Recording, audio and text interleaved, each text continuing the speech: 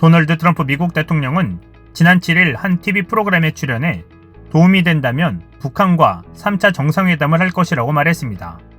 그리고 이번에는 북미 협상의 총책인 마이크 폼페이오 국무장관이 북미 정상회담 개최 가능성을 열어두는 듯한 발언을 했습니다. 북한이 미국과 마주 앉을 생각이 없다고 일단 쐐기를 박은 가운데서도 트럼프 행정부 최고위 당국자들이 잇따라 3차 북미 정상회담 띄우기에 나서면서 대선 국면에서 10월의 서프라이즈라는 깜짝 카드의 현실화로 이어질지 귀추가 주목되는 상황입니다. 폼페이오 장관은 9일 언론과의 전화 간담회에서 대선 전 3차 북미 정상회담이 가능한지에 대한 질문에 만남의 주체와 방식, 시기에 대해서는 오늘 말하고 싶지 않다라고 말을 아끼면서도 대화를 계속 해나갈 수 있기를 매우 희망한다는 입장을 확인했습니다. 그러면서 만남의 주체와 관련해 정상회담보다 낮은 수준에서든지 아니면 그것이 고위 지도자들 또한 다시 함께 모이도록 하기 위해 적절하고 유용한 활동이 일어날 수 있다면 이라며 고위 지도자라는 표현을 통해 정상 간 재회 가능성도 닿지 않았습니다. 특히 한쪽 당사자와는 진행 중인 대화에 관해 언급하고 싶지 않다는 발언도 구체적으로 구현하진 않았지만 듣기에 따라서는 물밑 움직임이 있다는 말로 들릴 여지가 있어 보여 그 진위에도 관심이 쏠리고 있습니다. 로이터 통신은 북한이 대화에 복귀할 의사가 없다고 말함에도 불구하고 폼페이오 장관이 또 다른 북미 정상회담의 문을 열어뒀다고 풀이했습니다. 폼페이오 장관의 이날 언급은 만약 도움이 된다고 생각되면 추가 정상회담을 하겠다라는 지난 7일 트럼프 대통령의 발언의 연장선상에 있는 것입니다. 공교롭게도 북미 실무협상 책임자인 스티븐 비건 국무부 부장관이 방한 기간 미국과 마주 앉지 않겠다는 북한을 향해 우리는 북한과 만남을 요청하지 않았다라고 받아친 상황에서 대통령과 국무장관이 탑다운 외교의 에드벌룬을 연달아 띄운 모양새가 연출된 셈입니다. 트럼프 대통령이 11월 대선을 앞두고 실제 3차 북미 정상회담 깜짝쇼라는 승부수를 던질지는 여전히 불투명해 보입니다. 그러나 대선 국면에서 운신의 폭이 넓지 않은 트럼프 대통령으로선 성과가 담보되지 않는 한 더 큰 후폭풍에 처할 위험 부담이 있습니다. 그렇다고 제재 완화로 수렴되는 북한의 새 계산법 요구에 쉽게 응하기는 더욱 녹록지 않은 상황으로 보입니다. 미국이 그간 대북 기조를 리스크 최소화를 위한 상황 관리 쪽에 무게를 두었던 것도 이런 맥락이기 때문입니다. 북한 입장에서도 미 대선 전망이 불투명한 상황에서 트럼프 행정부에 다 걸기를 하기보다는 상황을 관망하는 쪽을 택할 가능성이 작지 않아 보입니다. 앞선 영상에서도 소개했듯이 트럼프 대통령이 각종 악재에 따른 지지율 하락으로 재선과도에 빨간불이 켜진 상황에서 국면 전환을 위해 북미 정상회담 카드를 꺼내드는 시나리오를 이제는 배제할 수가 없게 된 셈입니다. 그래서일까요? 트럼프 대통령은 도움이 된다면이라는 말로 폼페이오 장관은 적절하다면 그리고 도움이 되는 활동이 일어날 수 있다면이라는 말로 회담의 전제 조건을 걸어두었습니다. 바꿔 말하면 사전에 실익에 대한 계산기부터 두드려본 뒤 움직이겠다는 해석이 가능합니다. 실익을 알아보려면 미국과 마주 앉지 않겠다는 입장을 공개적으로 표명한 북한의 반응이 중요합니다. 이러한 흐름에 화답하기라도 하듯 김여정 제1부부장이 10일 오전 담화를 발표했습니다. 먼저 김여정 노동당 제1부부장은 연내 북미 정상회담 개최 가능성을 일축했습니다. 그러면서도 비핵화 의지가 있다는 점을 분명히 하고 이에 상응하는 중대 조치가 필요하다고 강조했습니다.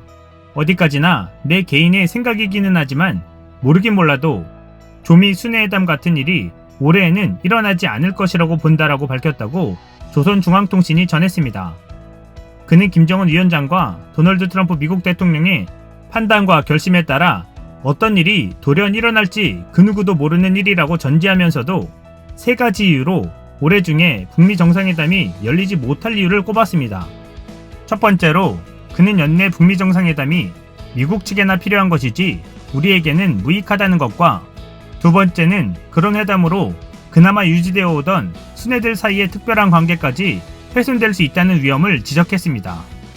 세 번째는 쓰레기 같은 볼턴이 예언한 것이기 때문에 절대로 그렇게 해줄 필요가 없기 때문이라고 말했습니다. 이번 담화는 마이크 폼페이오 미국 국무장관이 9일 북한과 비핵화 대화를 매우 원한다면서 고위 지도자들이 다시 만날 가능성을 거론한 지 6시간 만에 신속히 나온 것입니다. 사실상 닫혀있던 대화가 재개되면서 이미 제3차 북미 정상회담은 준비되고 있는 모양새입니다. 김 제1 부부장은 북한에 비핵화 의지가 있다는 입장도 밝혔습니다. 그는 우리는 결코 비핵화를 하지 않겠다는 것이 아니라 지금 하지 못한다는 것을 분명히 한다라며 조선반도의 비핵화를 실현하자면 우리의 행동과 병행하여 타방의 많은 변화, 즉 불가역적인 중대 조치들이 동시에 취해져야만 가능하다는 것을 상기시킨다라고 강조했습니다. 또한 타방의 많은 변화라고 할 때 제재 해제를 염두한 것이 아님은 분명히 짚고 넘어가고자 한다고 덧붙였습니다.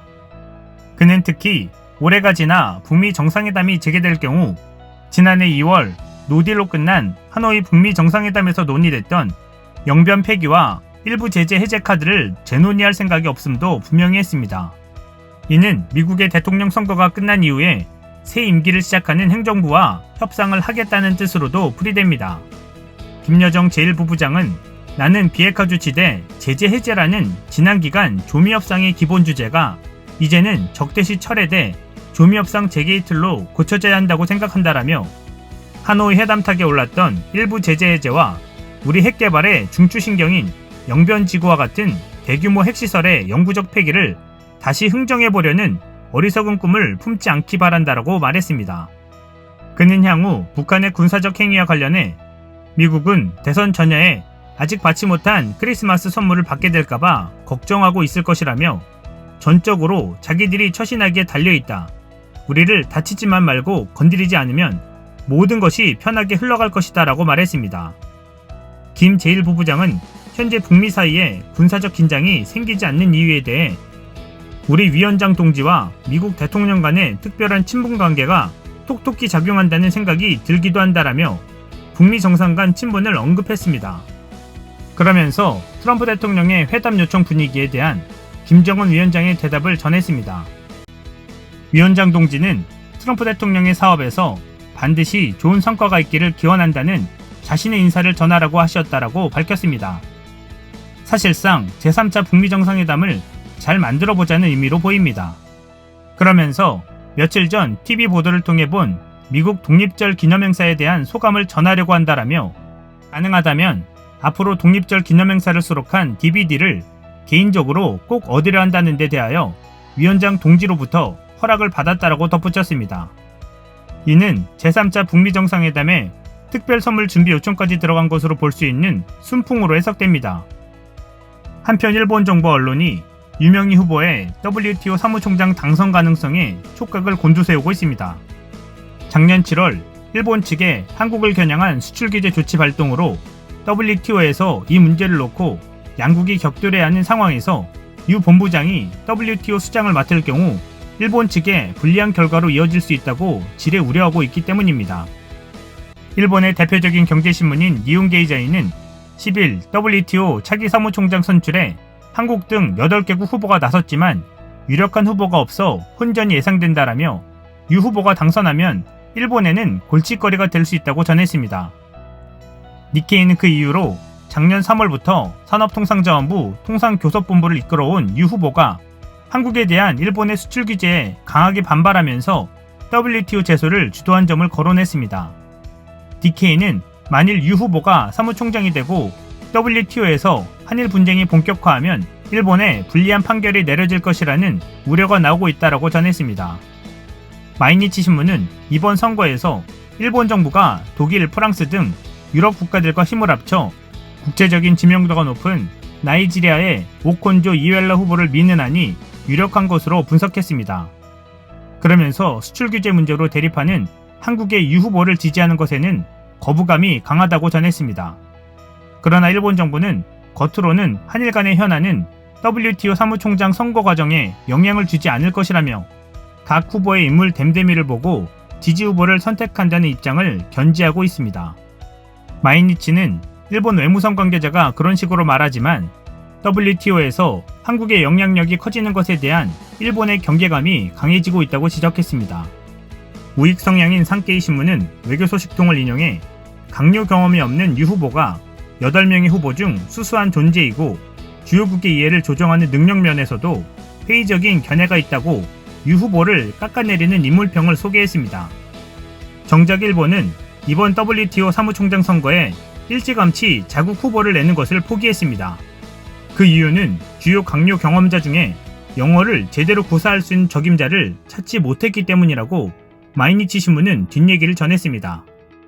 정작 후보도 못 낸 일본이 한국의 능력의 시샘에 노골적인 방해를 놓으려고 술수를 꾀하고 있는 모양새입니다. 이상 시온TV였습니다.